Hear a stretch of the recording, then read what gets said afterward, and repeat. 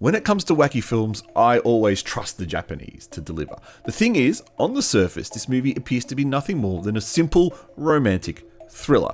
But as you keep watching, the layers of this movie peel away, delivering a refreshing take on the slasher stalker horror genre.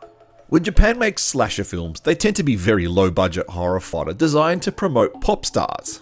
And while coincidentally this movie does contain probably the biggest female J-pop star of the last 2 decades, ex-AKB48 member Atsuko Maeda, who has now carved out a decent acting career for herself, this movie isn't centered around a pop star promotion. And it's not low budget. But it has the hallmarks you'd expect from a slasher.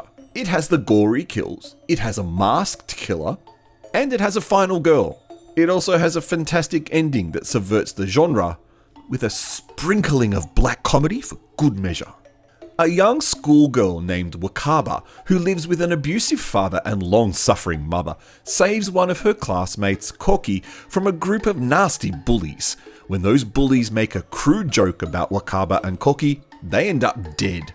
Fast forward 7 years, and Wakaba and her best friend Kana end up at a house in the woods with her favourite band when the band members are gruesomely killed by a masked killer.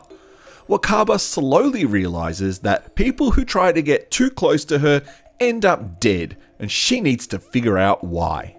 An interesting premise, certainly not original. We've had movies with masked serial killers who protect the main character, but the quirkiness of this movie makes it feel so different. There are a few questionable scenes in the movie. Why doesn't the killer go after the abusive dad is one example.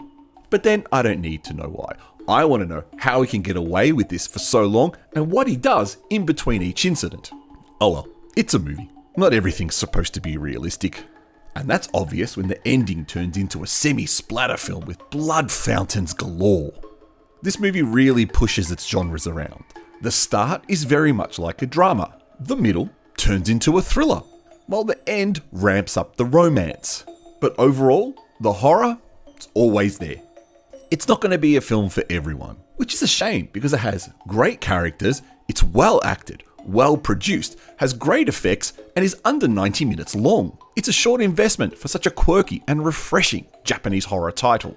It's unfortunate that this will get overlooked by the hardcore horror crowd, which is why I wanted to review this film.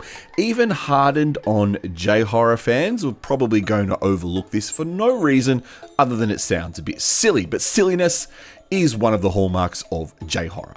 Using my patent-pending ghost rating, which stands for great horror or stupid trash, this movie gets 4 ghosts. I was utterly entertained for the whole 90 minutes, as the movie goes from one ridiculous scenario to the next, with our poor main character just being thrust around so many wild scenarios.